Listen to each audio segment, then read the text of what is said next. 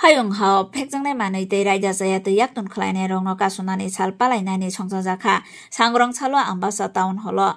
amchayo psychiatrics program sakham tei nukhung hamkrai bedegni saitok mungbai songjakha kaisa panda a pandano chengri rikha dolai bkhasteni achokphang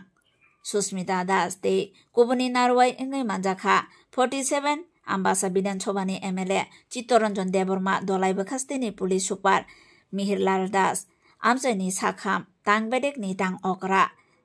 saknainai apelo koloi dolaini medical super doctor Bidhan Bhumik ambasa dolini teifang Pratima Malakar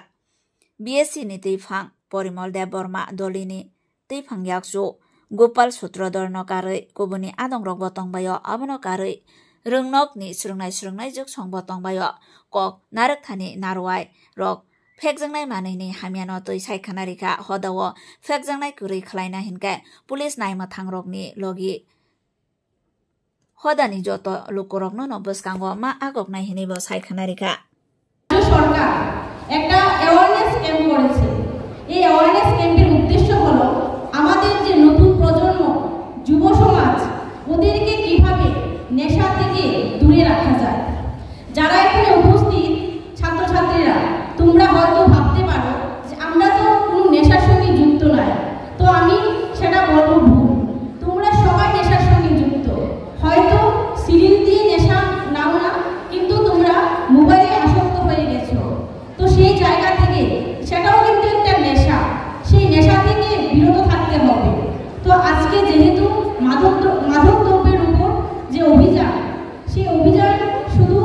যারা drugs আসক্ত তারাই নয়, বিভিন্নভাবে বিভিন্ন বিদ্যালয়ে দেখা যায় যে ছাত্রছাত্রীরা